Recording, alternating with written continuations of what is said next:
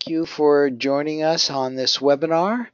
This is a pretty ambitious title, Consciousness, Precognition, Free Will, and how that all plays itself out in displacement, which is of great interest to those of us doing the associative remote viewing work. Now, here's the agenda. Where we really want to keep the focus on minimizing the displacement.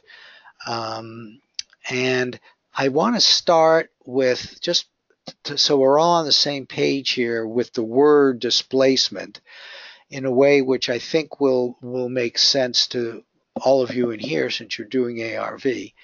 And that is this working definition using the 0 to 7 TARG scale. I consider displacement to be if you get a miss with a valid CR of 5 or more.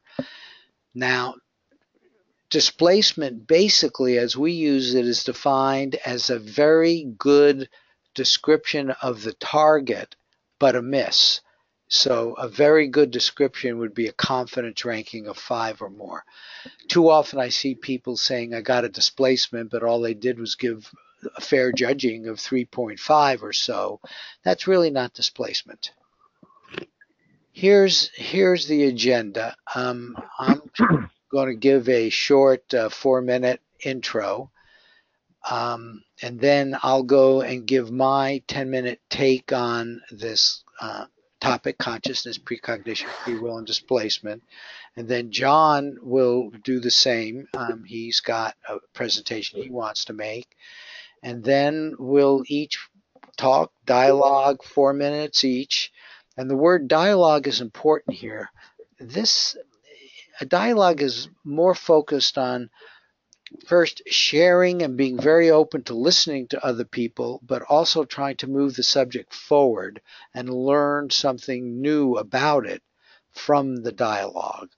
So that's the hope here. I really believe we're in the best position to do that. Okay, so let me go forward. Here's my introduction, John. You can start. Give me like a 1-minute notice. So I want to put this in the context. Consciousness, all of this is in that realm. And the guys who invented quantum mechanics had to think real hard about this kind of stuff, as others did before this, of course. But we think quantum mechanics is related to all this. And so to see how they came up and what they thought of, I think is very interesting. Schrodinger said, consciousness cannot be accounted for in physical terms, for consciousness is absolutely fundamental. And that's something which you'll hear me say in my model that I'm talking about later. It's based on that. Max Planck, another biggie, said science cannot solve the ultimate mystery of nature, and that is because in the last analysis, we ourselves are a part of the mystery that we are trying to solve. So that's really kind of interesting, and that's at the level we are with consciousness. We're conscious beings. Intellectually, we may never solve the grand mystery of consciousness. However, we can learn much about consciousness by direct personal self-awareness as we apply precognition. Okay, now a lot of the discussions that were going online talked about free will and determinism. And I want to give you a sense of several things here quickly, but the first is you have to realize that a lot of people are taking on this subject. In 2014, there was a conference, Free Will and Retrocausality in a Quantum World. Now, determinism, free will, and retrocausality to some people seem contradictory. And I hope when we get through this, at least you'll have a better feeling for that and why at least I think that's not so. Tom Campbell said there is no such thing as retrocausality. I disagree with that because he thought that led to determinism, as others have. So that's at the level of where we're debating. Retrocausality, the idea that the future can affect the past, raises the issue of cause and effect in applying your free will. For example, when did you apply your free will to get the effect? Okay, when you get a hit and you bet on a sports match, when in fact did you do that? You know, was it the feedback session or was it something else? All of those issues are very relevant here. Sorry about that ringing. And it won't go off. Okay. Now, displacement raises the issue of what is going on in the submerged consciousness, in your subconscious mind, because somehow you really got a really good description of something you weren't going after. It's like, who is in charge of this free will thing? You had your intentions, but something else came out. I mean, it just exposes so much about who and what we are. I want to read to you now that and get you to really appreciate that displacement is not necessarily a bad thing. The subconscious may be doing it for reasons. And here's an example which actually was involved in getting the RV program funded. Early in the SRI work, the CIA itself offered coordinates to a wooded area in the hills of West Virginia. So far as the CIA person offering the coordinates knew, there was only a vacation cabin at the site. So he set the target to be a vacation site. Ingo Swann and Pat Price were tasked with remote viewing this location. Both Swann and Price described a partially underground military-like facility not far from the cabin! This was confirmed with follow-up visits, consultations. The guys in black suits came and thought these guys might have been spying, whatever. Not only were the descriptions of the site, again unknown, even to the provider of the coordinates, this site was unknown, accurate. It was accurate, but the CIA's project manager for the SRI contract, Ken Kress, noted Pat Price, who has no military or intelligence background, provided a list of project titles associated with current and past activities, including one of extreme sensitivity. Also, the code name of the site was provided. Other information concerning the physical layout of the site was accurate. So this was an extraordinarily good description of the wrong site. It was a miss. It was displacement, but it was extraordinarily important. Now, did their subconscious minds in some fashion want to do this to aid their program? Probably, which just shows there's a lot more going on in the subconscious than we usually give credit for. And this is my last slide in the intro. I see our challenge, both in what we're going to be discussing now, but in general, is how to learn from and reduce the frequency of displaced sessions. That's our challenge. Okay, so with that, I want you to start my 10 minutes. Okay. Here's what I want to do now in that context. I'm going to be talking about a model which I call the universe of collective consciousness and its possible implications for displacement and free will. I want to start with this just to make plain that this issue of retrocausality, in my opinion, has already been settled. At our last conference, a person did this transcript, did this Play-Doh model of this hidden target. Now, this happened to be a newbie. Could have been any target in the world. If all you do is look forward as the probability, quantum probabilities going forward in time, so that when he did his remote viewing session, you say there's a probability distribution, and so the best he could do is get the most probable one. It just doesn't fit with something like this because there was an infinite number of possibilities. It's like, what do you personally feel the probability of this good a match would be using any forward-looking quantum mechanical probability? And you have to think about that, because if you do think it's possible, okay, then you won't kind of accept the fact that information can flow backwards in time. It turns out there's a quantum mechanical theory where there is meaning to things going backwards in time. That's a transactional interpretation of quantum mechanics. Just yesterday, we had Elizabeth Rauscher give a talk on mind dynamics, and she put up this chart, which again has time, and the point she made is that the actual history of what happens is a single valued function. I have all of my conscious moments of what actually happens. Okay, and when I'm here, yes, there are probabilities, but it goes forward. And precognition, she calls it like a time machine. She's actually done a lot of examples. And retrocausality basically says it's connected back here. Now, this concept of retrocausality, sharing information through time, is something which I've been working on forever, ever since I got in this field, and just trying to understand this sort of thing. So what I'm about to show you now is my model for this, which is the universal collective consciousness model. And it's just a different way of looking at things actually other people have said.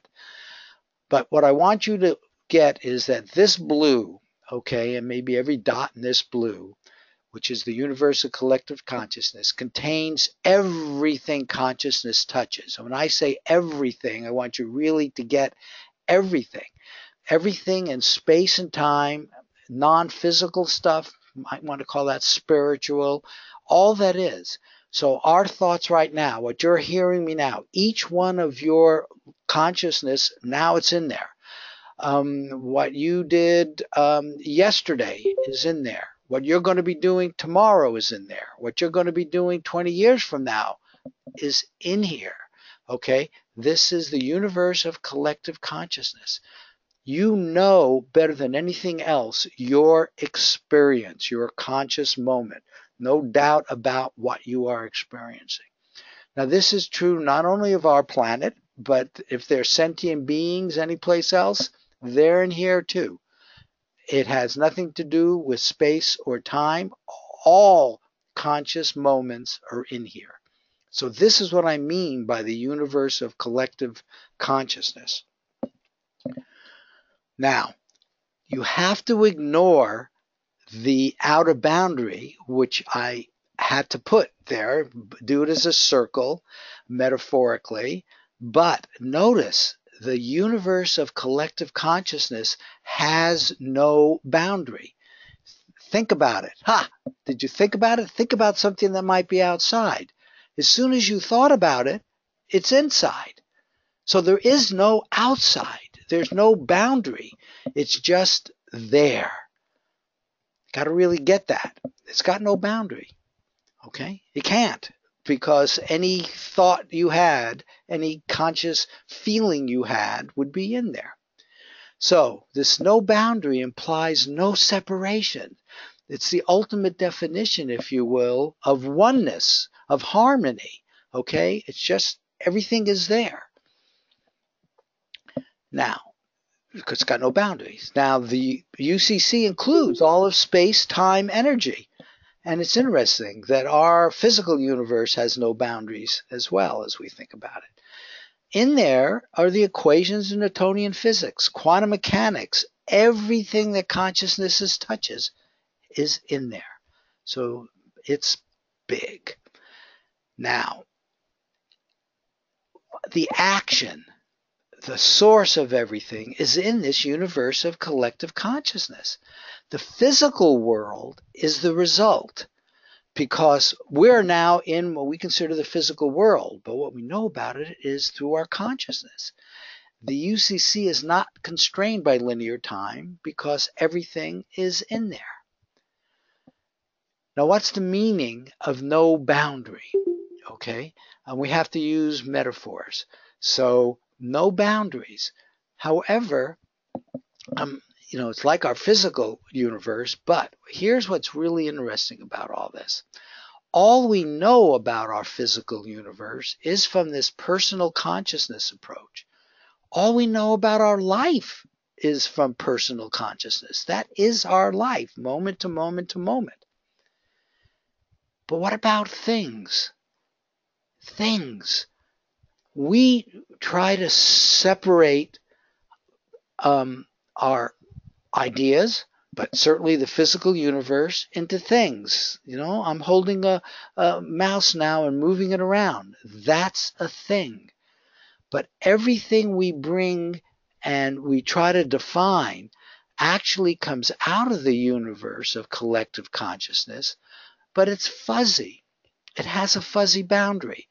I don't know exactly where this mouse begins and ends. It looks at the large scale like it does, but even if I was trying to get down to its dimensions, it's fuzzy. What's on the inside of this? Well, I don't know. It's fuzzy. What's this light at the bottom? There's things in what I call a mouse that is just fuzzy. It comes from the universe of collective consciousness. Even when I said the word mouse, the idea of a living mouse came up. They're entanglements, they're connections with this universe of collective consciousness. So everything which we choose to bring out as being separate has a fuzzy boundary associated with it. Well, guess what this fuzzy boundary will allow me to do? Okay? You can't ever remove them because they have fuzzy boundaries. And so I've now brought in uncertainty. Uncertainty is introduced. Entanglement with the universe of collective consciousness is introduced. There is no such thing as a separate thing. So there's some sort of connections going on, and I don't know what those are. And so there's uncertainty. And yet, it's still entangled with the UCC. It must be, since there are no boundaries. So I'm still connected. So all things are now entangled through their fuzzy boundary. The fuzzy boundary, which is connected to the UCC, is then connected to everything. So if I bring in two things, they're going to be connected through this fuzzy boundary, through the UCC. So 1 minute, Marty. 1 minute left. Okay, so this communication is through the fuzzy boundary. That's like the matrix. Now, I want to connect this to remote viewing. Here's your fuzzy boundary. Notice your remote viewing is a thing that you can bring out. It's an event, okay? But it's fuzzy.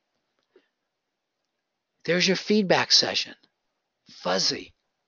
But they're in the UCC. The key thing is you can increase entanglement between the target that you're choosing to describe. But notice you have to go through the UCC. You go through a fuzzy boundary. You're going through things which may have some noise. You're going through other potential targets. You're in this UCC as well. You probably can't read that, but that's your conscious mind. You have your ego. That's a kind of personality, your day-to-day living. You have your subconscious mind. Okay, your subconscious mind, when we talk about it, we try to define it, but it has a fuzzy boundary. You have your psychic being that you're working on. Okay, just want to talk about that. One more minute here. That psychic being is a connection with your conscious mind, your subconscious mind. Your ego is over here. You have your ARV successes. Your sub now has a mind of its own. It's connected to the UCC, but it, as I gave in a previous example, seems to have free will of its own in a way, can make choices on its own. And yet that's part of you too. So you need to work with your sub to describe and or sketch your target, knowing that the correct target is in the UCC. Here's my closing. Pay more attention to the obvious good stuff. Okay, what feels good? Learn to increase your entanglement with the good stuff, communicating with the UCC using your sub. And there really is no bad stuff. Again, that example of how RV, those guys supposed to describe a cabin, your subconscious, your session is trying to tell you something. Look at it that way. There's something there that you can learn. Also, maybe it'll teach you about judging. Maybe it wasn't really displacement. It's just a bad session of some sort for some reason trying to teach you something. I believe that's a good attitude. And then finally, the info that you want, your target, is in the UCC. You create your psychic self with your free will choices in the now. Okay, so that was mine. I probably went over a little bit. John, why don't I let you have it, and then we'll open everything up for questions. So let me open you here. There you go, John. I'll make you the presenter.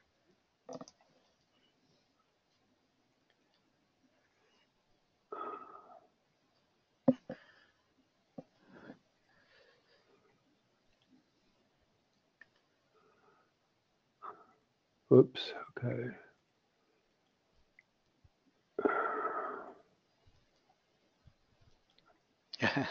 Nice. I'm going to try to do a presenter's view if I can here to get footnotes and stuff. Okay. You want to start timing then, Marty? Yep. Okay. Go ahead. This is perspectives on displacement and remote viewing. I'm going to have to go fairly fast because we have 10 minutes, but I will try to read everything on the screen for people who are coming up by phone only. What's going on here? Okay. So topics will be displacement, strict unitary ARV, and then Ingo Swann's experiments in the 1980s. So here's one definition of displacement. When remote viewing or associative remote viewing data matches better with a target or target association, which does not actualize, or the data significantly matches two or more targets. So that's a slightly different definition from Marty's, and I hope the meaning of that will become clear as we look at some examples. So displacement has been observed when there is more than one present time target, and nearly all binary ARV trials of any length have shown some form of displacement. But there's also displacement between present time and future time targets. And Waitley Carrington, who was a researcher, noticed that when a participant would turn in a session that was for Friday's target, but he turned it in for Monday, I think he was the first person to comment about displacement in time. But Ingo Swann had something to say about that too, and we'll get to that in a bit.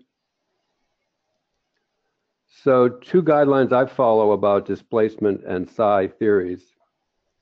This is based on 10 years or 15 years of work with ARV and so forth.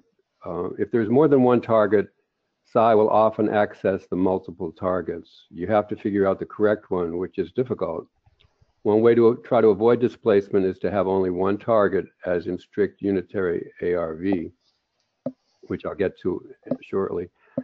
But as far as theories, while believing that we need a theory to explain psi, not being a scientist, I hold to this little principle. The dispute over the reality or non-reality of thinking that is isolated from practice is a purely scholastic question.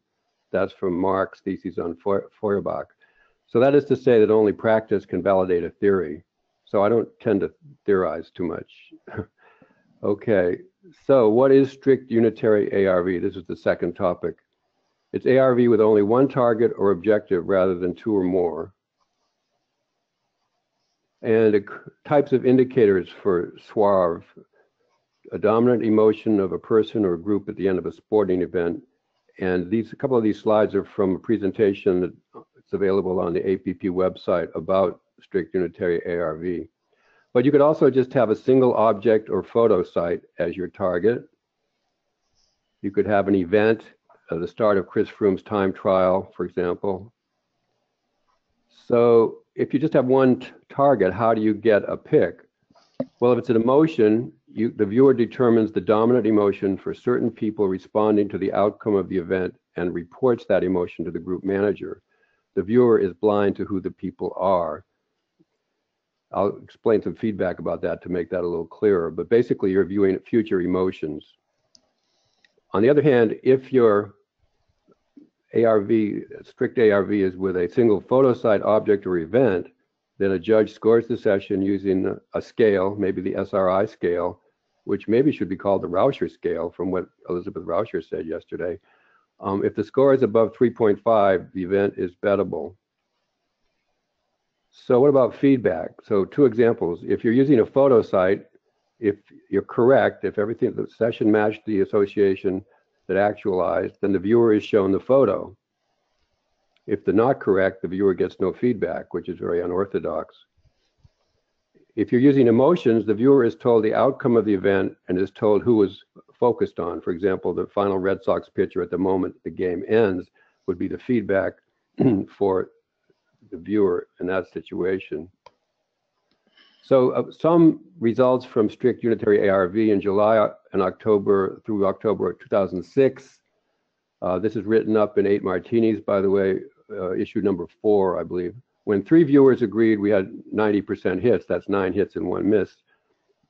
Very few events, but this is over a course of 50 events for one viewer who was at only 56% accuracy, and then the other viewer was at 59% for 61 events. The third participant used another method, the logos and uniforms and so forth. And then in 2016, there was one viewer who was at 67% for 15 called events with 5 passes. So this is an area that's maybe 99% of ARV has been devoted to binary or multiple targets. Very little has been devoted to strict unitary ARV, which is one reason I suggest that we should do more with that. So let's turn to Ingo Swann's experiments in the 1980s. I spent 2 weeks in the library at the University of West Georgia in the archives volunteering and also getting some of his documents available on PDF. But I'm sure you want to hear the content. So Ingo wrote some reports to SRI in the 1980s on analytics. And so Ed May, who was receiving the report, said, well, what are analytics? So Ingo wrote, recognition through psychic means of abstract symbols such as numbers, letters, and state or quality of the functioning of objects, machinery, and equipment, and pointing out that if we could do that, it would be much more valuable in some ways than regular ARV, because you can get license plates, phone numbers, all sorts of things. So he spent 4 years on this. So what sort of targets did he use? He used circles and horizontals, obliques and curves. In one experiment, he used the letter Z, S, V, or P. He had to identify what the target was. Was it one of those 4 letters? And the other one, A, O, and I, was the third. Another way he did it, he had a chance of 1 in 3 of being correct. He had a tasker on the West Coast named Gina. So he wasn't doing these solo. Also, he would use objects, and in particular, the condition of the object. Was the candle lit or unlit? And he found out that that was actually, in his opinion, quite important. So here's a sampling of some of his thought-provoking hypotheses and experiences and claimed breakthroughs. And sometimes he put the word breakthroughs in quotes himself, but I'll try to quote as much as I can so you can get the flavor of it directly from Ingo. Whole body field awareness. So psi awareness is some kind of whole body field awareness, not just the head. Subtle signals are carried to the discriminating brain. There they are factored into possibilities, and they can be, as they mostly are, overlaid by automatically produced brain images. These latter are what percipients normally offer up as target identifications, usually wrong. So focus on the body instead of the brain leads to positive statistical increase in correct target calls, and he did quite a few experiments with all of these points that I'm going to raise. A completely separate one is something called the analytical summation pool, or the SUMP, as he called it. The SUMP identifies incoming ESP information signals to give it mental image forms. The SUMP uses stored images or constructs mixed images out of what is at hand. Further, SUMP energy is stronger than energy from ESP information flow. The SUMP will create images of both if it is a forced choice between two targets known to the percipient. The correctly identified signal is instantly swept into another pool, leaving behind the vibrant, higher energy incorrect image blazing away in the SUMP. Because of its more vibrant character, the percipient's attention tends to focus on it. He assumes that this is the psychic signal image and calls it as the target. What we get then is psi missing, the bane and blight of parapsychology. The percipient has to train himself away from the strong automatic focusing that locks him into the SUMP. When this can be accomplished, and it is not easy, believe you me, a surprising thing occurs. The SUMP vanishes altogether, and the center of the high-speed perceptual processes seem to reappear at the target itself. At least this is the feeling about it. I refer to this as contact when it happens. The target can be called correctly as long as this contact lasts. Have to move ahead here. So here's another area. This is separate. He had an experience in February of 1987 where he experienced two energy polarities, which he called Universe 1 and Universe 2. I later called them Field 1 and Field 2. Field 1, he felt surrounded the body. Field 2 was seen to extend to and incorporate the target's location. And he felt there might be another field called Universe 3. Within these fields, demarcations between present and future either did not exist or were considerably weakened, allowing for sighting future targets more or less in their correct order. So he concluded there were three fields. Field 1 belongs to the brain and its workings. Field 2 surrounds the body. Field 3 surrounds the target and its environment. And he didn't say a whole lot more about the nature of these fields, just based on his experiences. But he proposed to SRI that he work with Elmer and Alice Green using a copper mirror, which was said to produce a psychic field under certain conditions. The Greens had looked at Tibetan work on this and then used this copper mirror, which supposedly was producing amazing results. But there are no indications in the archives that SRI sent Ingo to Topeka for mirror experiments. You've got a minute, but okay. Oh, this is very interesting, of course. And here's another whole area called lumps. Looking at his misses, because he was getting some misses, he noted that lumps of targets began coming in all together. A lump contains 3 or 4 targets, the present time target being only one of them. Then he would get a lump of 10 targets, of which 8 were correct. Same thing happened on 17 February. 10 trials, 8 were correct with 2 lumps, 2 targets and then 4 targets, all correctly called. And on February 21st, he got 21 targets were presented, of which 16 were correct. 14 were advanced calls, of which 11 were correct, that is using the lumps. So Swann then turned his attention to studying the lumps more, and he felt that the effect was a system collapse. He said the brain likes one-for-one perceptual tasks. Lumps would sort of back up within the analytical channels and sit there waiting to be perceived and called. Then about time in quantum physics. He says in each field, time and space do not seem to exist in the same lineup as we experience them in our normal objective time-space continuum. The fields interact, a psychic loop gets going, the data is rich and it's in packets. And he says this puts our problem directly alongside some familiar quantum models. One more if we have time. Or, Go ahead. Okay. Brain, body, mind group needs to be unified in consciousness. So he says, is the level and scope of success in psychic viewing somehow directly dependent upon how the percipient understands how the psychic information is being obtained, transmitted, and processed within the brain, body, mind group? The answer, I believe, is yes. Understanding is critical, he says. So if you use a blank screen in the mind, then the psychic gets whatever info appears on that screen, the same with a crystal ball. But these methods reflect more noise than signal, since the additional actual holistic elements have not been brought into conscious actualization and are thus operating randomly, producing noise. So takeaways or lessons learned from this, very innovative ideas, much to reflect on and try out, the sumps and the lumps. Accessing a sequence of future targets may be possible. Coherence, synchronizing of the participant's apparatus is very important. So beyond meditation, things like heart math, neurolinguistic programming, emotional freedom techniques, possible use of brainwave and body sensing and feedback devices may improve the results. The end. Okay. John, you know, and maybe probably mine went by, that there is so much to absorb there. Fortunately, this is being recorded and we can go through it and stop it and read some of that stuff. Right. The suggestion of sumps and lumps, I love it. I haven't ever heard of that before. Okay, let me first start a response to you, and then maybe you'll do a response to me in less than 4 minutes. The last part of that, with all the good ideas, is where I want to go. So I want to really go back and think about that. But I wanted to make some comments about SUARV, because one of the things you said sort of implied that binary, the fact that there's a second picture, may be the source of problems, and yet your own data shows you getting 67% so far.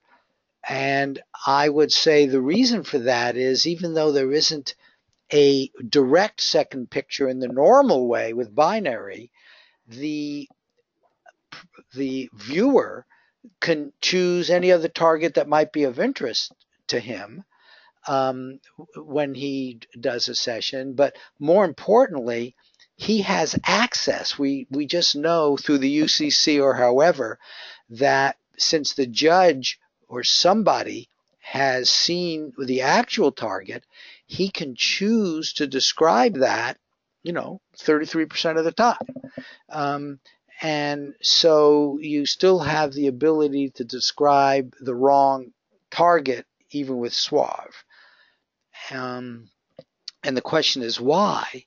And some of the things which are buried in this sump and lump may help. Okay, so one other comment is, it was interesting that he made specific suggestions about using specific techniques to improve things. And I've asked actually George Duzman here, because he has a specific technique that I would like us to begin to investigate, and we'll begin to do a talk with him. And, somewhere along this discussion, he'll be able to get in there and say a little bit about it. Okay. How about... Am I still on screen? You're still on screen. Yep. Okay. Well, if the target is emotions, which is the main thing we've tried, then the viewer does not know the emotions in advance. So the project manager does not know the emotions in advance. So there's no peaking, as it were, psychically of the manager by the viewer, because the emotion is going to happen in the future. And with the target, no, that's true with photosites as well. The guys don't know it at the time, but the emotion is known after the event. Sure. And so it's shared backwards in time, even if it's, But I mean, you could say that if you give someone a regular remote viewing target, they could review anything. They could view anything in the world except what they're supposed to. I mean, you could say that about any method of remote viewing. Exactly. Yeah. Well, so I'm saying, so we're giving them one target. That's their focus. Hopefully, they go to that one target. Just like in binary, you give two targets and you hope they go to one. So I'm just saying, if you only have one target, you're less likely. You're not baking the other one in, as it were, in some perspectives. Look, I think it's worth testing, and I think you should continue testing it. Yeah, I'm just indicating if the viewer, for whatever reason, wants to give the target at the wrong time, when it's a no, but the target's associated with the yes, that sort of thing, the viewer can do it, and we just don't understand why they do it. And yet it's interesting that was just what Ingo got on. I love it.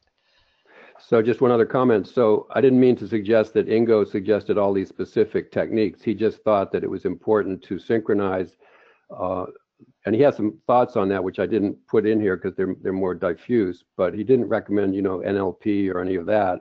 Mm-hmm. But he did think you had to be integrated. You have to integrate your totality. He actually refers to a person with the avatar work he did, which we can get into another time maybe, which is related to, it's slipping my mind, that Scientology. Scientology stuff. Mm-hmm. That's what he was referring to. Okay, John, one thing is very clear. We're going to have several talk withs on this. I mean, a whole one on lumps and sumps, I think, is worthwhile. And then some of these other things. So you and I will talk about that. And everyone here who's listening should know that we will be doing more focused talk withs on this. But now and not only that, but there's other material that I didn't even have to have time to cover. So it's a cornucopia of stuff that we haven't had access to yet. Absolutely. So I'm looking forward to you sharing that with all of us. Okay, now anybody else? Let's now open this up to other 4-minute segments to discuss this whole issue with the focus on how do we improve displacement.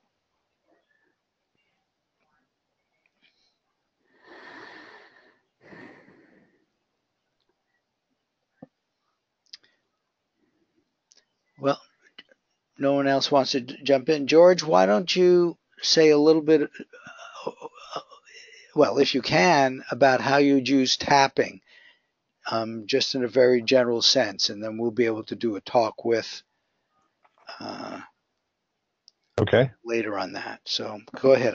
You're 4 minutes, so go. Can you hear me? Yeah, we hear you great. Okay. Basically, EFT is the basis of what I've done, and it is designed to heal unwanted emotions. And those emotions are all over the place.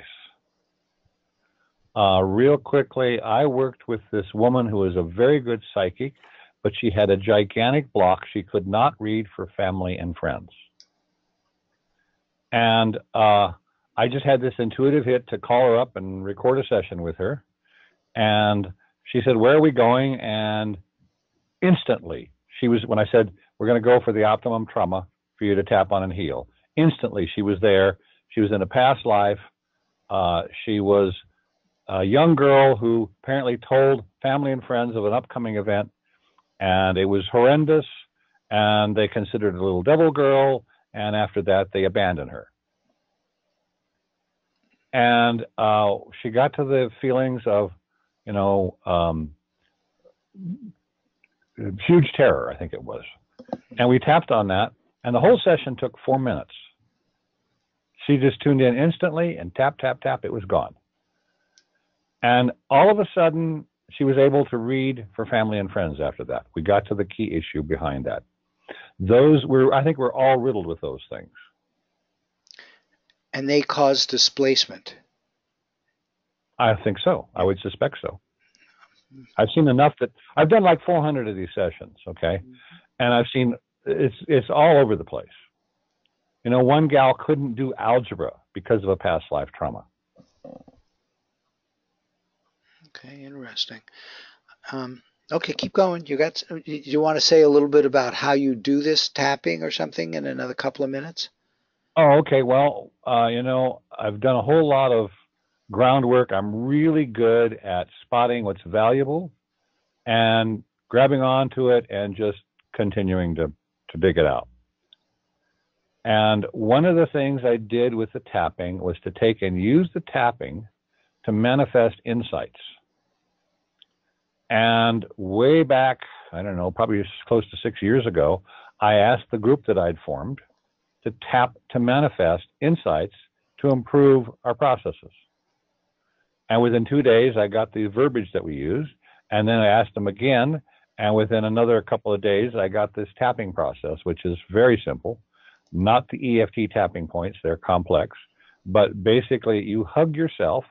Your right hand falls on the outside of your left arm between your shoulder and your elbow.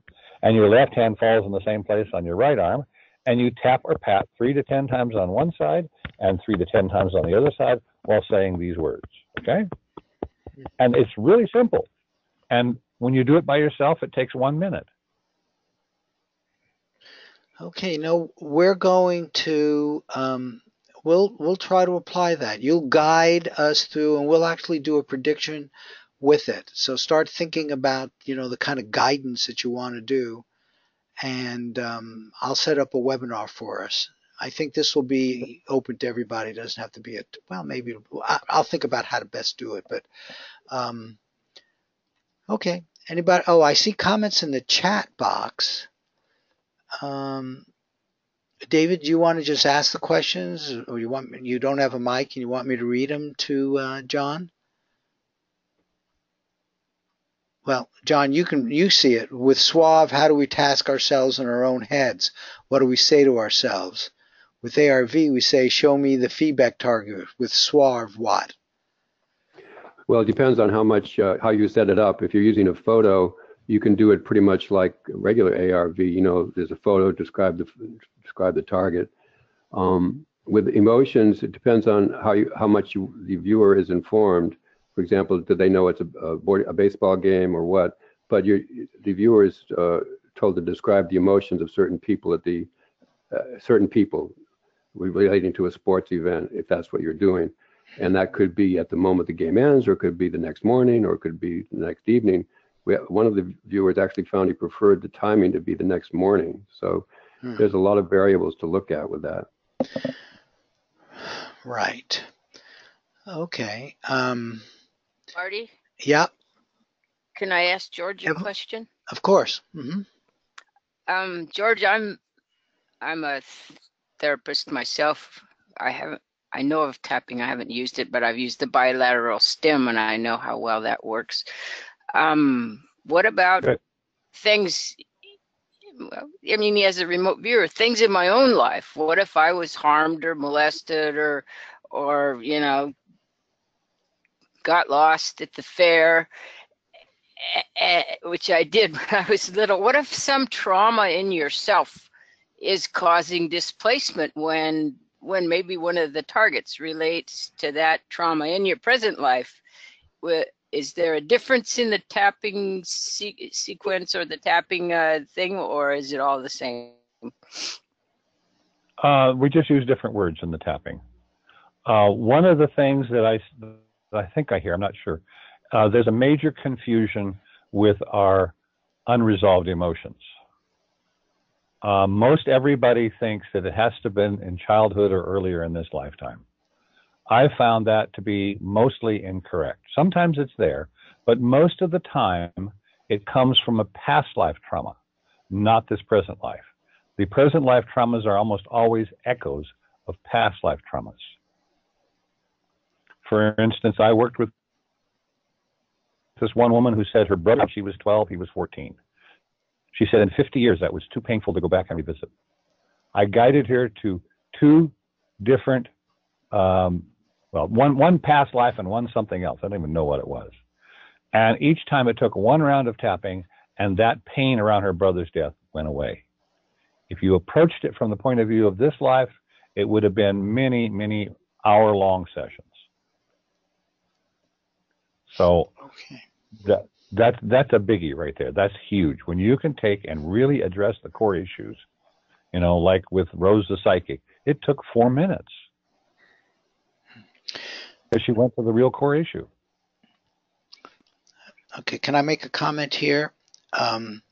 The past life, and George and I actually discussed this, so let me share it with everybody else, may be a metaphor for information which is out there. I call it the universe of collective consciousness, but it's out there, right? Past life information being out there is something which most people wouldn't accept anyway. But to go one step further and say that the information about all people's lives are out there, if you take that assumption, then what might very well be happening is that a person, each of us, are somehow, because of vibrational connections, again, the words get hard, but through various connections in this matrix, in this universe of collective consciousness, we are connected to that, and then seeing it and disappearing it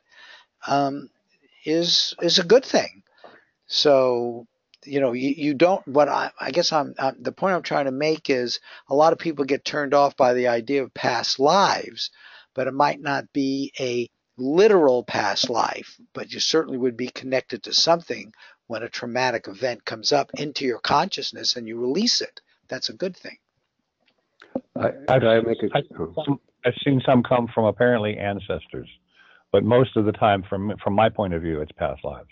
Mm-hmm. Can I make a comment here? So Ingo Swann actually wrote a book about 2,000 years of his reincarnations, and he actually felt that he traced down every one of them. But that book, wasn't published. But nonetheless, he firmly believed that. And I have a question for George. So, George, do you think that maybe you have a particular gift for this, or other people use this method effectively too? Oh, I've had one fellow who I've done sessions with. I never really gave him any training other than doing the sessions with him. He connected with this woman who was in a wheelchair, and he did the process with her because he'd known it. He did it like 50 times with me. And apparently the next day, this woman decided she was going to try to walk around the block and had somebody there just in case she had trouble, but she walked all the way around the block. And he tried calling her, several weeks later, month and a half later, finally gets through to her. And she picks up the phone and she says, "Oh, yes, thank you. I've been dancing and I'm going dancing again. Bye."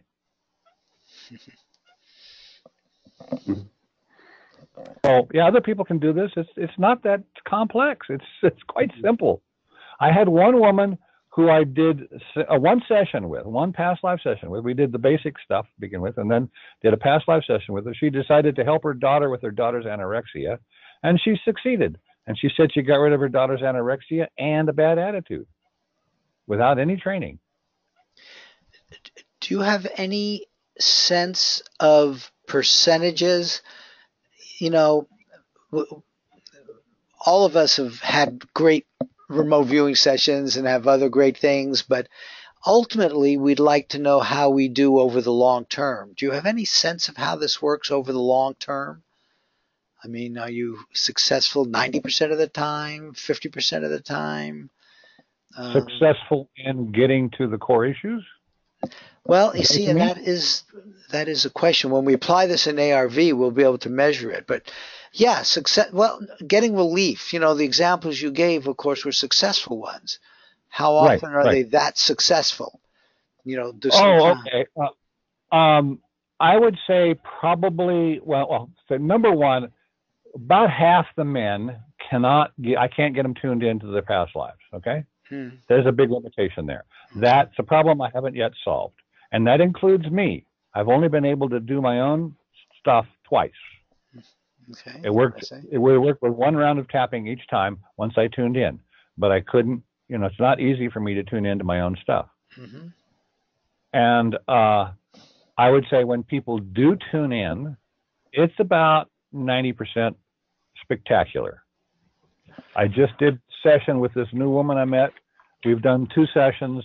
She struggled tuning in twice, but she got there, and she's had 2 spectacular results. Okay, so 90% once you get sort of what would be the tuned into the past life idea or the trauma or past life pain, whatever it was that was unresolved.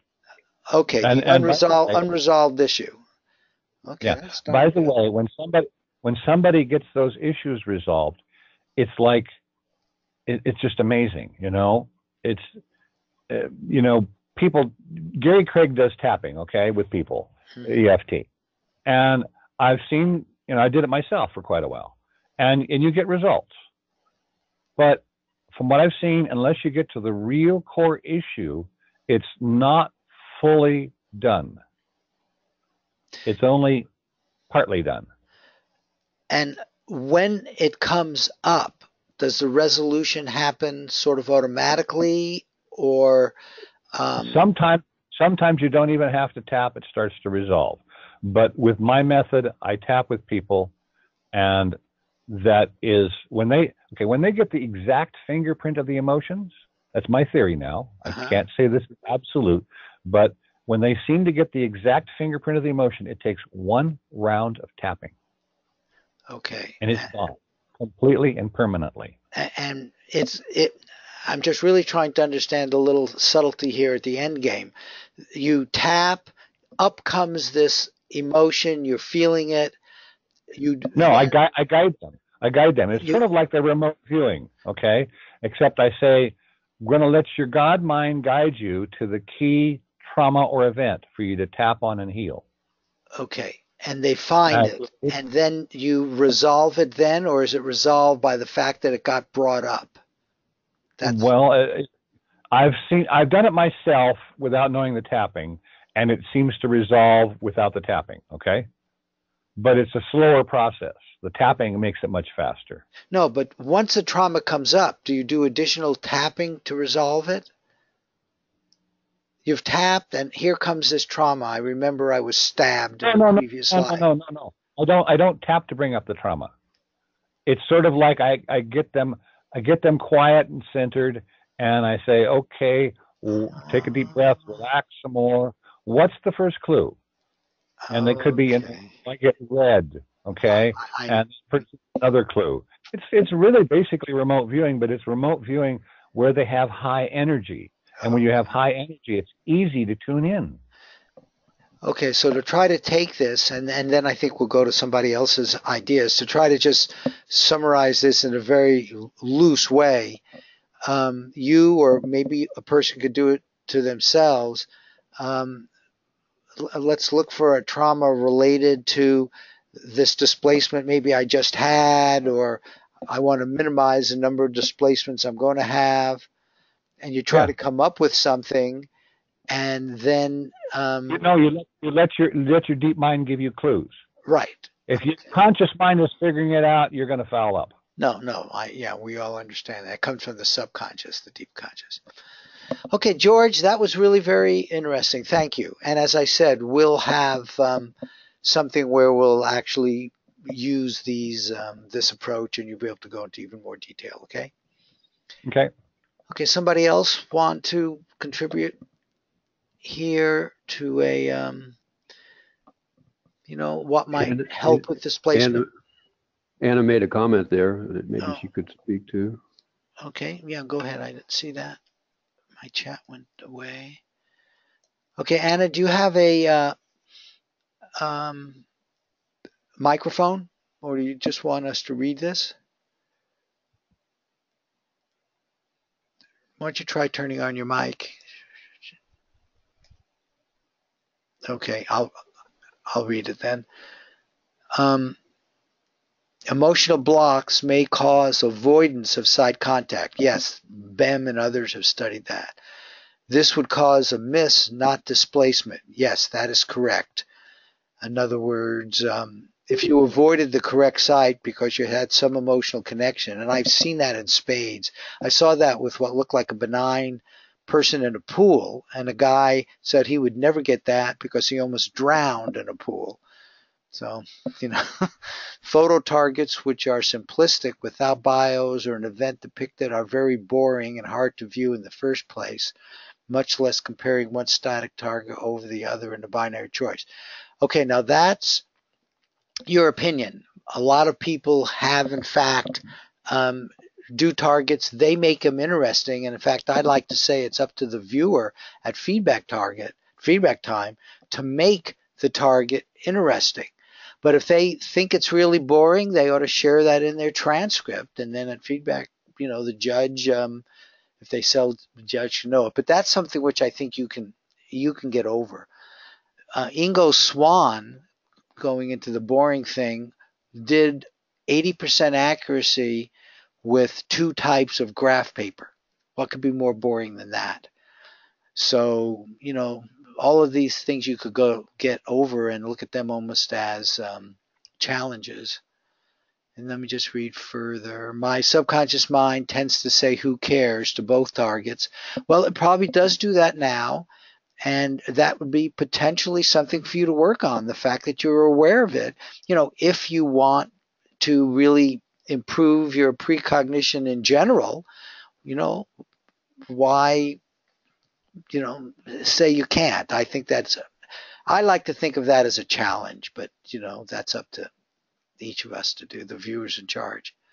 at least with CRV structure, where we open the aperture slowly and decode our perceptions out of session.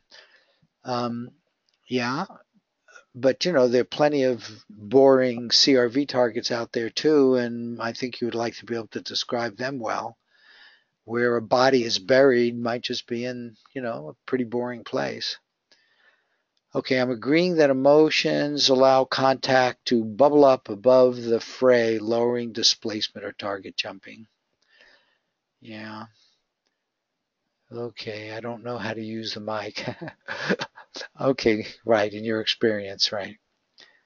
Okay, well, I think the emotional contact that we are touching on here is very important. In fact, I think more important than at least and I think many people give credit. I think getting into a very positive emotional state, for example, is something which can help. Getting into a state where you just know, and it's an emotional state where you just know you're going to get the right answer. There's no issue. There's only one target. In all of these techniques, there is only one target, period. And knowing that you're going to get that, getting into that place. And I think some of the techniques that people talk about might be just that, getting you into the right place. I think that's what Sump and Lump is about. Well, first, let's see. Is there any other ideas, comments out here? Because this is Patricia. Can I please make a question? It might not make sense what I'm going to say, because I'm just beginning to study all this stuff. But, well, physicists have found that a photon can appear and disappear in this reality, right? Mm-hmm. And I don't know if that photon, it still has the same qualities when it reappears. But let's say with an event that you are remote viewing, and you get a perfect description of that event that you are perceiving in a specific time.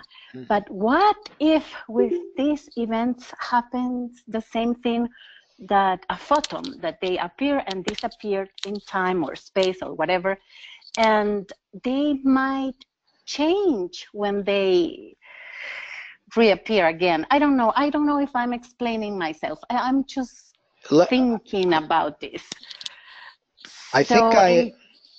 Mm-hmm. Okay, go ahead. And if you have more to say, I don't want to stop you. But well, yeah, no, I was just thinking that what if that is the cause of displacement? Okay, let me comment on that. What you were talking about, I think other people are talking about the same thing, and they use the words of multiverses, multi-universes. So it's almost like what you're saying is you go into another universe maybe where, in fact, the other target was the correct one. And people have actually used that. So I think that's what you're touching on. I personally, and this is one of the reasons I emphasized that there's only one real timeline of your personal consciousness. And I certainly have never experienced anything different. I'm always very clear about my conscious moments and them being sort of connected in one life. And so I'm only going to see in that case one target. When I'm remote viewing, I don't know what other... all I can say is that I know I did not... When I do the wrong one, and I've displaced a few times, where I really believed I got a really high confidence ranking and it was wrong, I know I got the wrong target because at the feedback time I saw the right target. And I just think that's the only self-consistent viewpoint. However, there's so much we don't understand about this. And that's a hypothesis which is out there, Patricia, so it's not just yours. Well, I think this is a very, very interesting topic. And I don't know, but I have the strong feeling that there is a solution. But I don't know, maybe it's just that we have to find the way to do some experiments and see the results. But I don't know, I feel that it's still a lot more to discuss. So maybe you will keep doing more of this kind of GoToMeeting talks. Mm-hmm. Well, and let me add something. What you said is exactly right. I agree. We're going to continue doing this. The experiments, and this is controversial. In fact, John and I disagree on this, so it was really good that he got to present SUARV. I believe the next focus, while people should go ahead and do experiments, and there's always a chance that somebody is going to come up with something, but I believe, just by sort of changing the protocol and the attitude, I believe the focus needs to be on inner work. Things like getting rid of blocks, things like opening up yourself to knowing, getting into the right space internally. And so the work becomes very personal. It's see, the information is out there. I don't even think anybody would doubt that. Even when you get displacement, you're picking up precognitive information from someplace, the matrix, the universe of collective consciousness, or your higher self, whatever you want to call it. Different people have sort of internal models for that. But there's information out there which you're accessing in this psychic fashion, in this precognitive fashion. And it's training yourself. It's training the I psychic. And I will be talking a lot more about that, but that's what we're talking about here. Personally training the I psychic part of you, almost building the psychic part of you that maybe set-asides. We had a very nice talk by Laurie Williams on how to do set-asides. I mean, maybe you don't have to go through the traumas. You just need to get into a place where you set aside anything which might be blockages. There's just so many different ways, and that's experimenting too, but it's experimenting in a different way. And we're going to do that. We're not going away. Precognition is here. This group is here. And so we will be talking more about this. And we're going to have group meetings. We do now, where we'll be working on trying different things.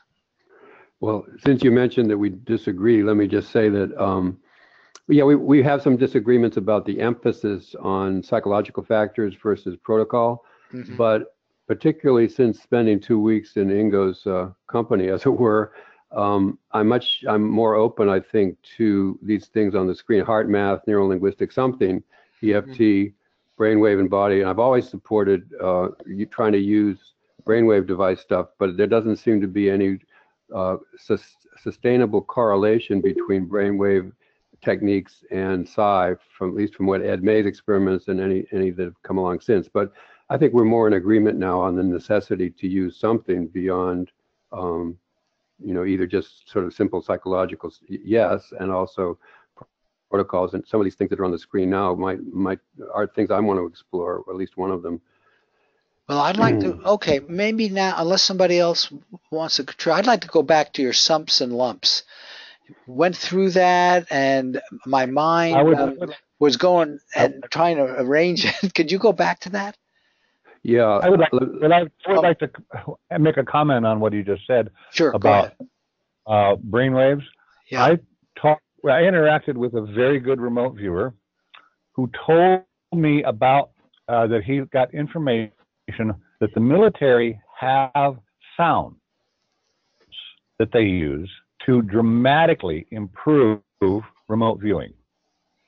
A comment was made something like, holy crap, you guys are like tilling the whole field with a teaspoon. You could have been using a tractor. And the response by the good remote viewer was like, what? What are you talking about? Well, in the military, they use sounds. Whoops. And then just change the subject.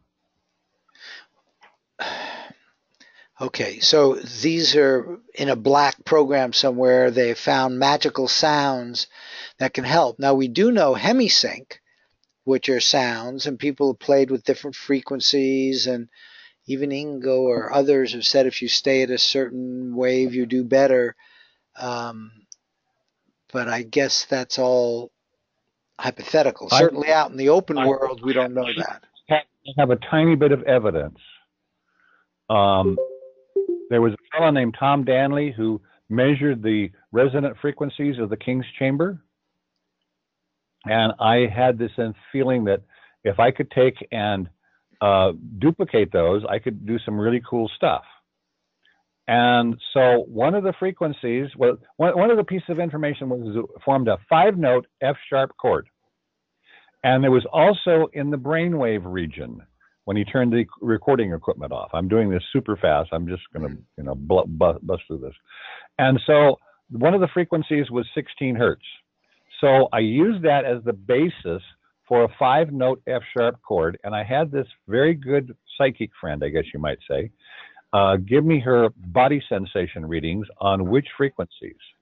I took and put a carrier wave to that. She gave me the frequencies for the carrier wave, and I seem to get some results with that. So I think there's something there. Well, and you know what's so interesting about all of this? We have so many of these seams. You know, if the data continue to be good, continue using it, and that just seems to be so prevalent in this field. And I think that's because it seems good for a while, and then it goes through this dip we always see, and then people try something else. And that's part of the psychology I think we have to get over. But, you know, if you're going to try one of those things, do it and eventually report it to us. But if there's some black programs where they've solved all this and they've got precognition, that's terrific. But we do know there are people out there that do it without that. Pat Price, Ingo, so many others. I mean, people off the street have done very well without any assistance. So we know it can be done straight. And, you know, I love it, all the newbie stories. And we have one from this sentence. The guy got himself such a good one, and he didn't use anything, you know, he just used the standard little cool down and can get it. So you don't need these other things to do this. Okay. Let me, Lynn posted a comment about the avatar courses, and she said would be willing to share the knowledge. I certainly would like to see, and other people also commented they would like to. And just briefly, Ingo does talk about the avatar work and the person who his teacher was. I guess it was Harry Palmer, but he doesn't say anything about the content. And over time, he became he was much more open to criticism of Scientology as time went on, according to the correspondence. But I would certainly like to know what the content of that course was, if Lynn would share it in some way. Lynn, that would be great. Lynn, can you do that? The only problem is that it's like I had to sign contracts when I did all the courses that I wouldn't share the info, like the precise info. But I can tell you generally, like what I guess the courses were about. Can we do a talk on that where you have like an hour? Yeah, I'll have to think about it, because there again, I can't really get, but it was basically there again, clearing, taking responsibility for everything, that you create everything and taking responsibility for that, and things like that. But that's sort of what we do talk about. But were there more specific? Don't they use like a lie detector? I mean, you know.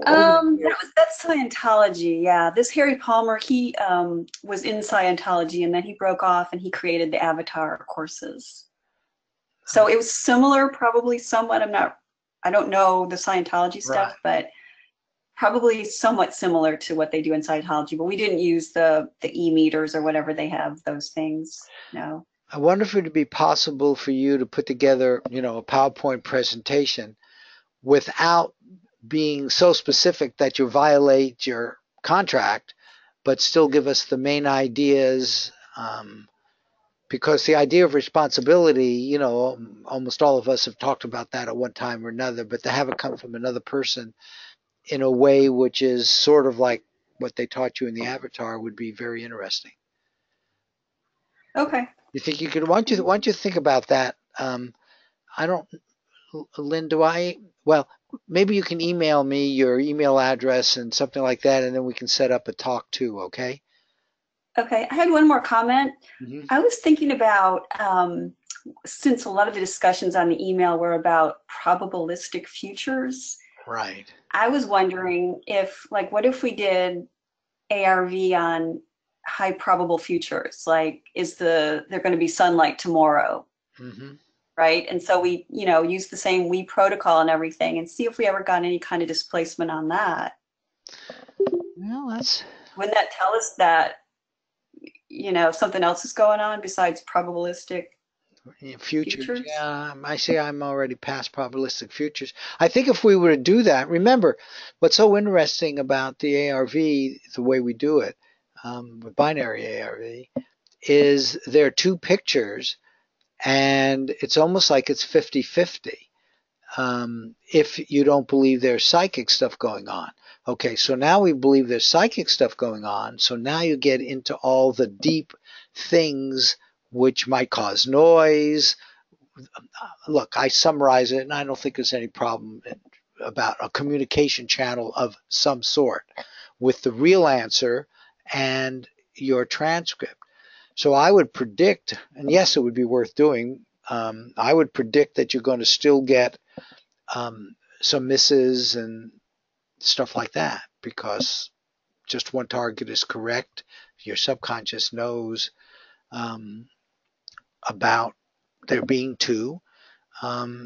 It also knows, well, yeah, okay. I think that would be interesting, though. You could do that. You could actually do something like that yourself with, let me see if you could do it with we. You could arbitrarily flip a coin and have A be the sun will come up tomorrow, or something. It would be like a yes, no, and it would be like a calibration, like just to, calibrate, because people should always be getting the one photo. I mean, it's obvious. Yeah, but even when you're doing your judging, you should, right. I guess at the end of your judging, you're going to know what should come up. Exactly, like the sun one. That's why I would predict that you're still going to get similar hit rates. Notice most of the time when we do it over a long period of time, right now we're in the 60 to 70% range. The good ones there. We sometimes get up to the 80%. I've seen that over a long duration, but not forever. So I will say this. Elizabeth yesterday was talking about the outbounder again. And one of the things that they did, they stayed there for a half an hour. I mean, they really spent a lot of time with it. They drive to it. You talk about making the feedback, even though it wasn't quite as intentional as we try to do. You can see that it was really lit up in terms of the series of nows associated with the feedback and the correct target. And I think there might still be something to that as well. I'd like to make a quick comment regarding Scientology. Mm-hmm. There was a report on the internet years ago I read called the Remote Viewing Timeline, and it included Scientology, and it pointed out most of the original remote viewers did a lot of Scientology to clean up. Yeah. And that long report was just incredibly enlightening for me. I just wanted to state that. Yeah, no, it turns out I know Hal Puthoff, and I think even Ingo. Right, Ingo was in Scientology. I don't know about Russ, but Targ was not. Pat Price was. It was Puthoff, Price, and Swann, but Targ was not certainly, and Ed May was certainly not. Right. And so it was only those three. Right, but Ed May is not a great viewer. Yeah. But yeah, this whole idea of psychologically cleaning yourself is it just seems like a good idea for lots of reasons, not only precognition, and it may be, and I this is a big may, but I've seen this in with myself.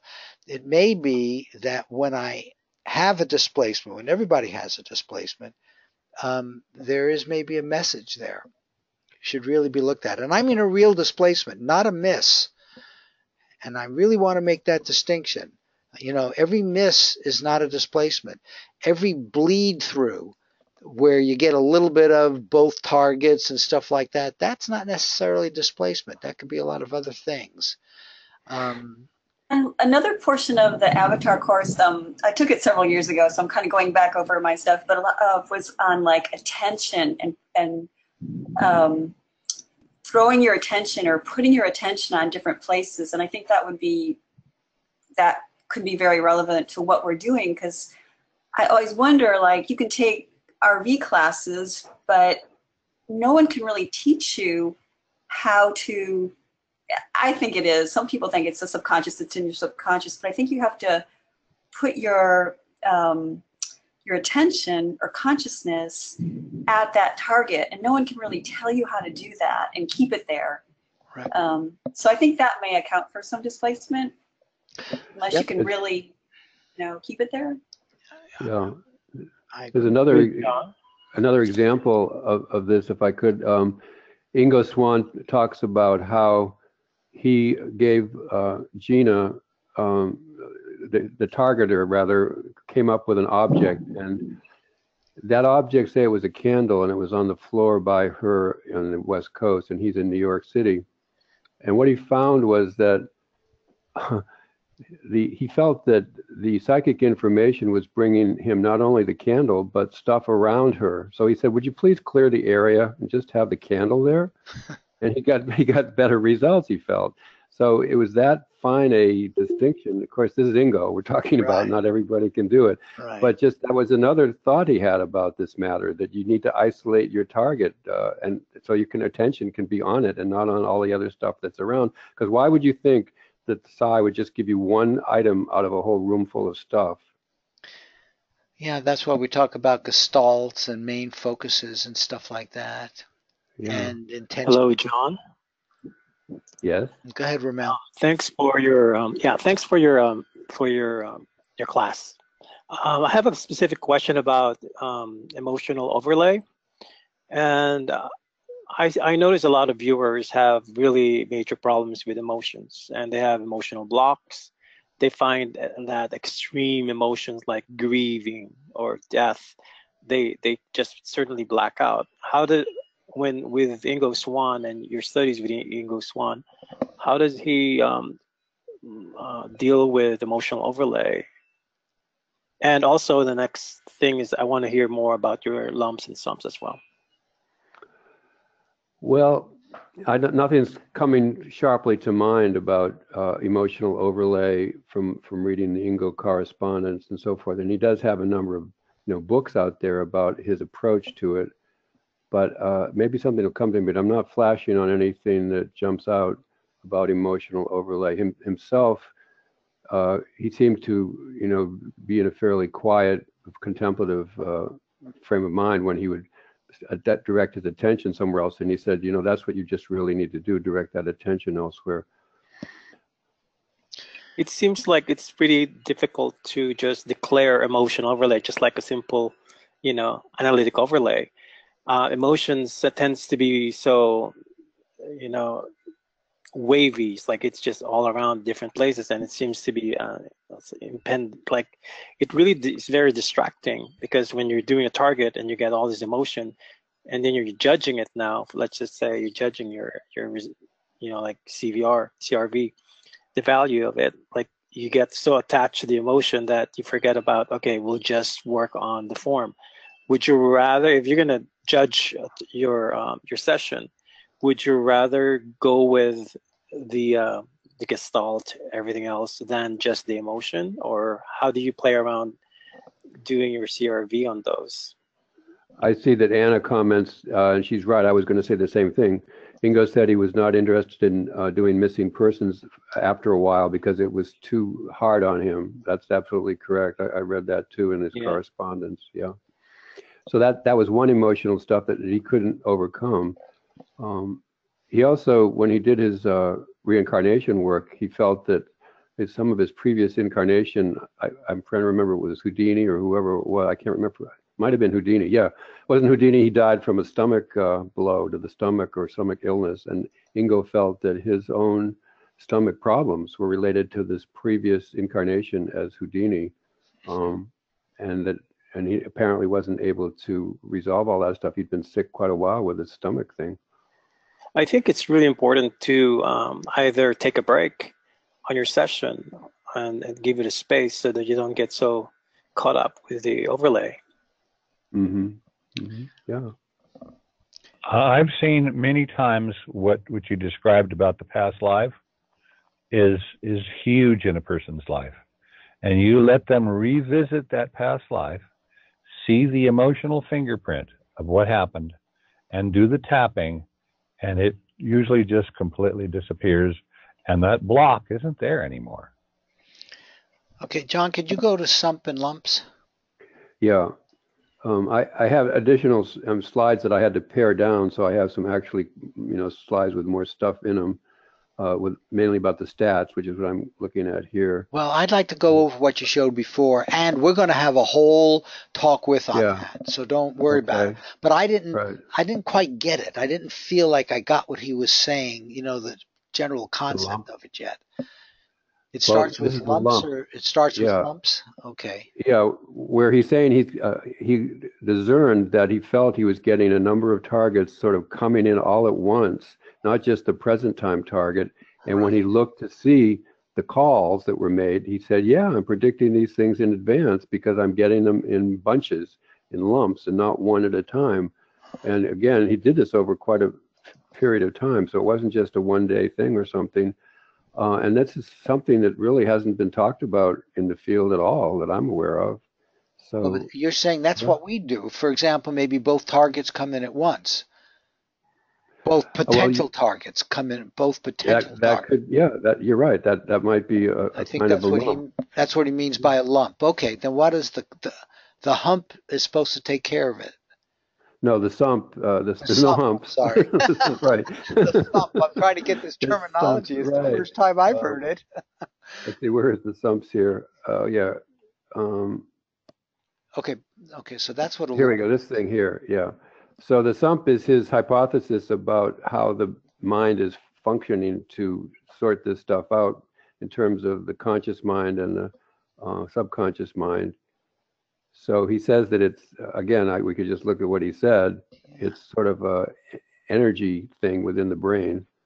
Okay, sump identifies incoming signals to give it mental image forms.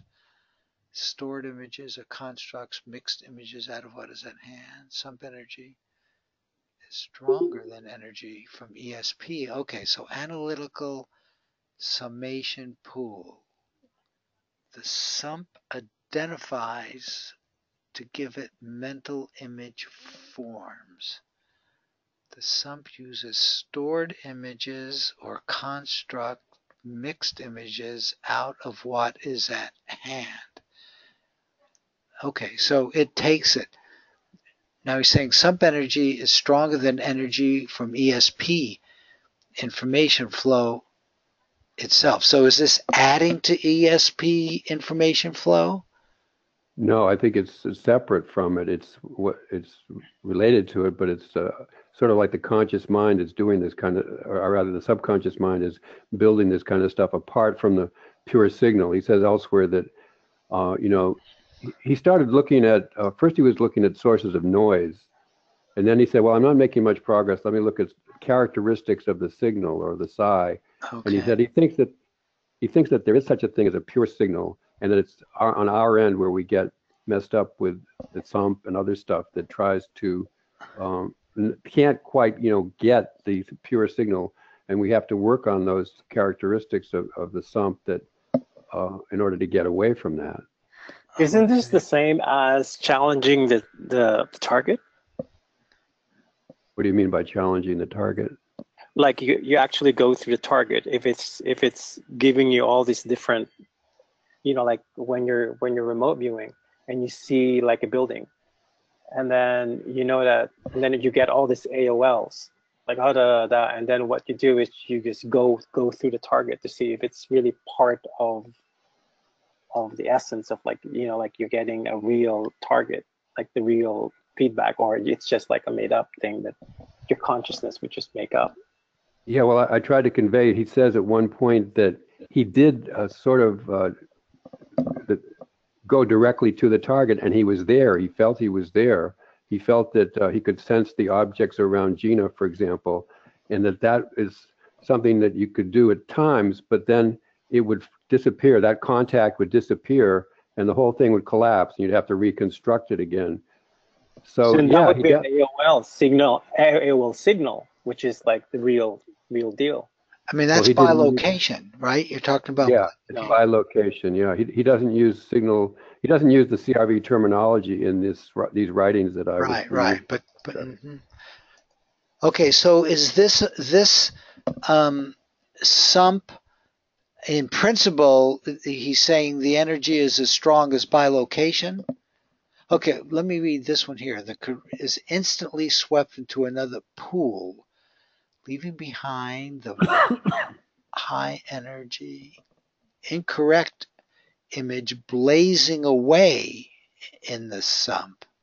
Yeah. Okay, now wait.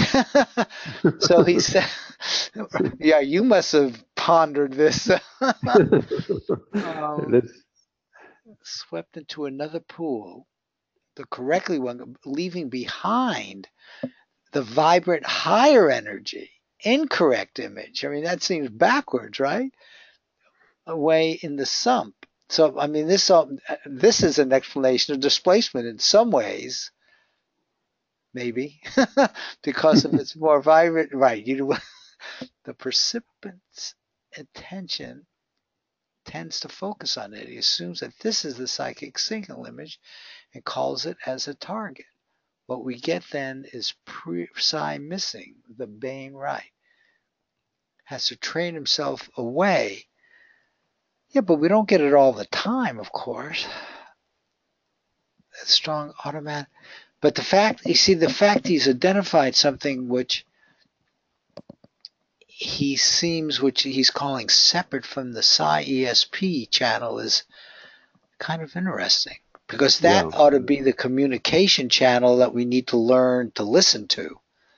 And not, well, anyway, nobody does two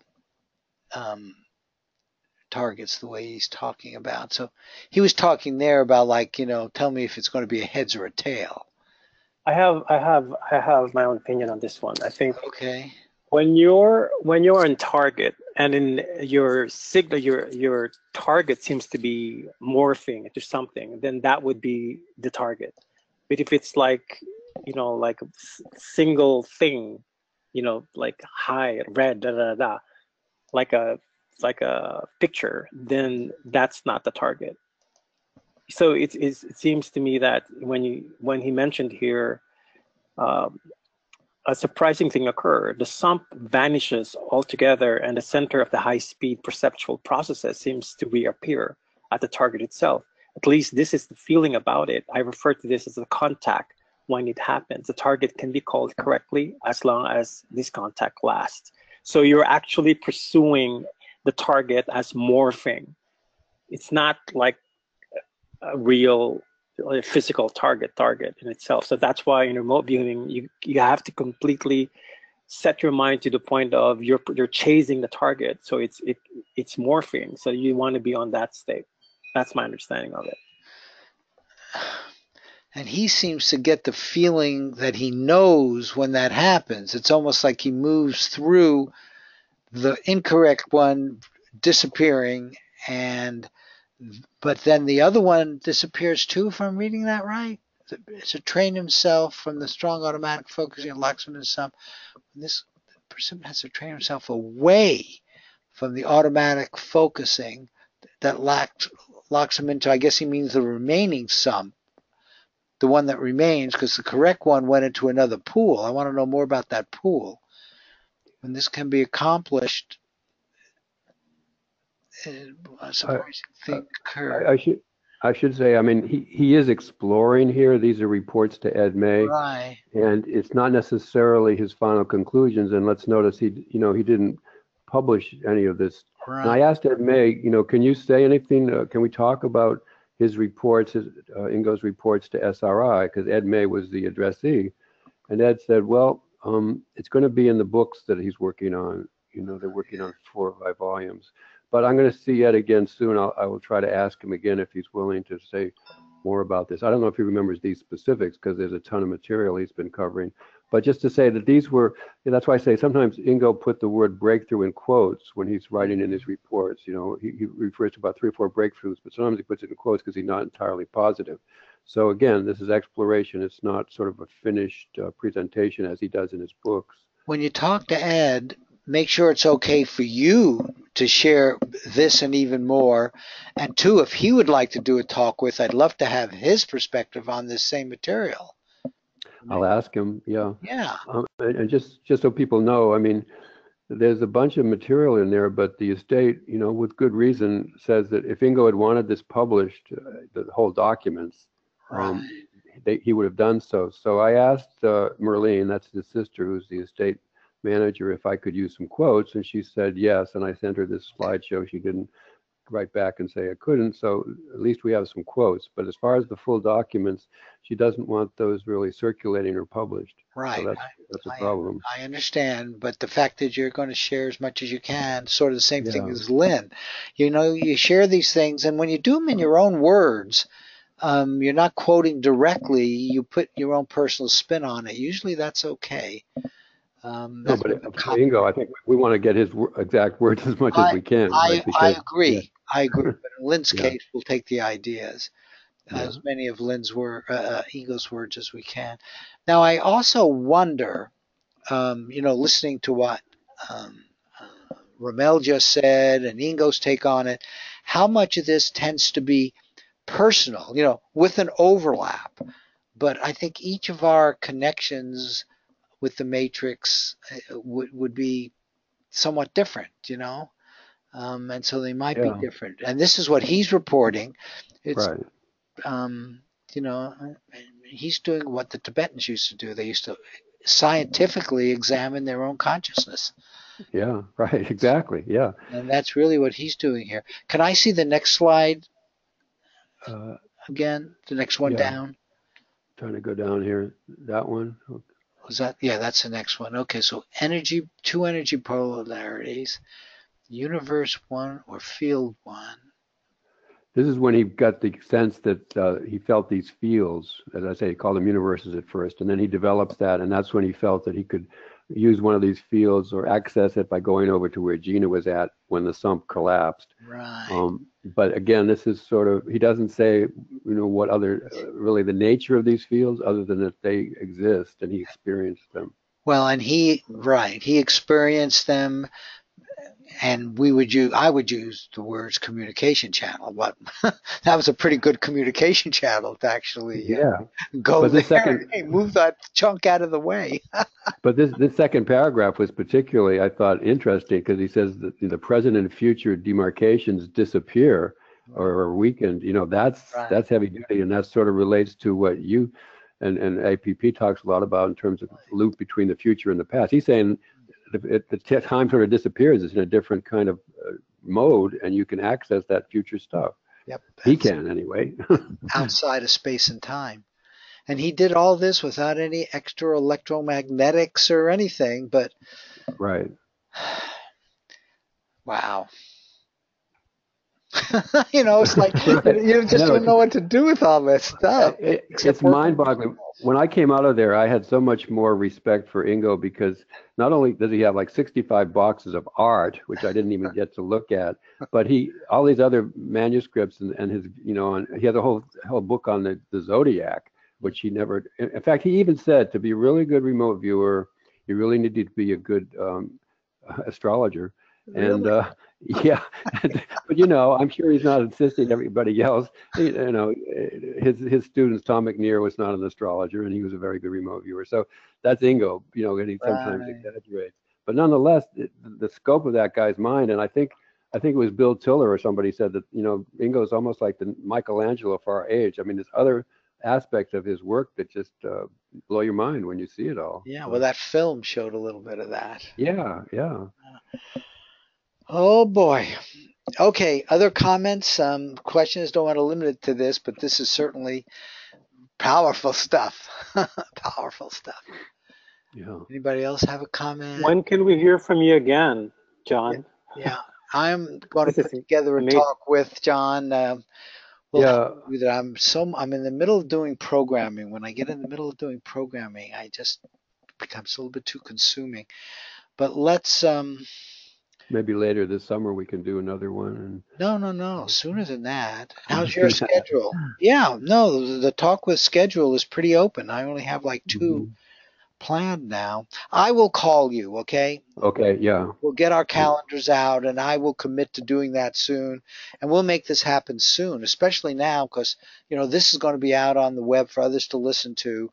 And so the interest is there. So hopefully we can do this in the next couple of weeks or so, okay? Well, I'll have to prepare some more materials, but yeah, for sure. So we'll do that so you feel you have enough time.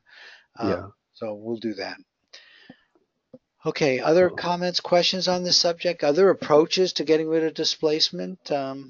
Minimizing it? Several of us have talked about this uncertainty principle in different ways. And we may be living in a universe where you cannot get rid of it completely. There are people who believe chaos and stuff like that are what is very creative. And in fact, that's what I believe. We are actually creating, in a way, this matrix, this universal collective consciousness in everything we do. And having a certain bit of uncertainty actually helps. It opens us up to think in new ways and stuff like that. So please take it hard. At least it's my belief that displacement is not a bad thing. And frankly, if you think it's a bad thing, you probably get more of it. As opposed to it being a good thing. You know what I mean? Good in the sense that, hey, I can learn something from this. But we do want to learn how to minimize it.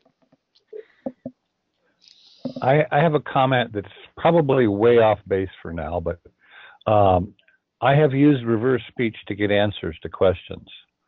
And when the discussion is on target of what you want to know, the reversals will often give you the answers, even though, let's say you're saying there's choice A, there's choice B, there's choice C, and you discuss those, and it happens to be choice G and H. You can often get reversals to give you that answer. It's not easy to do. Yeah, I think, George, you and I did first meet. I went back and I found emails going way back. This is how we did first meet when you were really into the reversal work. And if somebody wants to do that on their own, that's great. But we're not going to take it up as an app thing. It's just a little bit too far away. But, hey, if somebody wanted to do ARV using reverse speech, go for it. But it's a lot of work, but it can get answers where I've not seen anything other than extremely good remote viewing can do it. Have you worked or talked to Gail Cusick about that? Because she uses it in her work. I talked to her briefly about it. Yeah, but she keeps it in a little smaller box than I do. Okay, yeah. Okay, other comments about displacement? Anything else we've talked about? Maybe we have one more. Sure. One more comment. So in app, we have a target pool of 800 photos, I guess, or photo pair. Right. Okay. So what if, a photo, someone really entangles with a photo, and aren't those entanglements still out in the UCC? And what if, could that be causing, so later on that, the probabilities are low.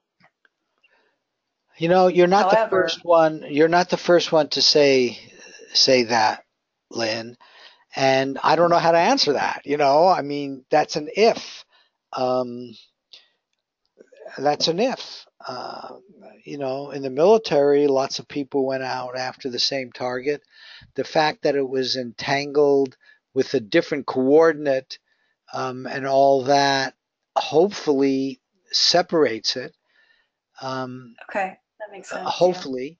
Yeah. And secondly, almost any objection you come up with, I believe you, and so each of us, are strong enough to get over. And so it can be taken on kind of as a challenge.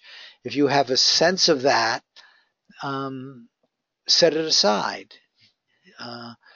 Lori set aside, and you look, I took CRV, and I know the set aside process is very important. Very powerful.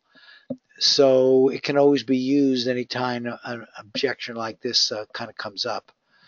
I now use a 5-second rule, but it is without saying that you have to come with a clean slate every time you remote view. Right. I have done the same 2 targets, and it's a learning experience for me, because I didn't go with what what my intuition is telling me, like this is it, but I went towards like my analysis of like, oh no, maybe it's this one.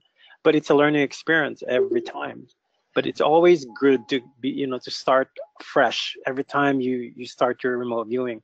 You want to suggest to yourself that it's your clear target. You put away all your baggage, or some people use a box, some people use anything that would let go of everything. Let go of your expectations, so you're constantly present. Yep, I think that's a very good suggestion. In fact, at the Monroe Institute, they used to use a box. That's just what they used. Okay.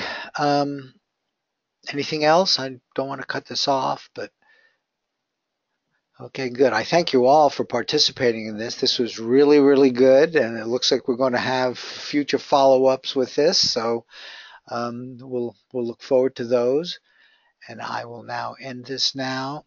And Ramel, you and I will come on again, okay? But I want to end this so I can record it. Okay, take care and do keep precogging.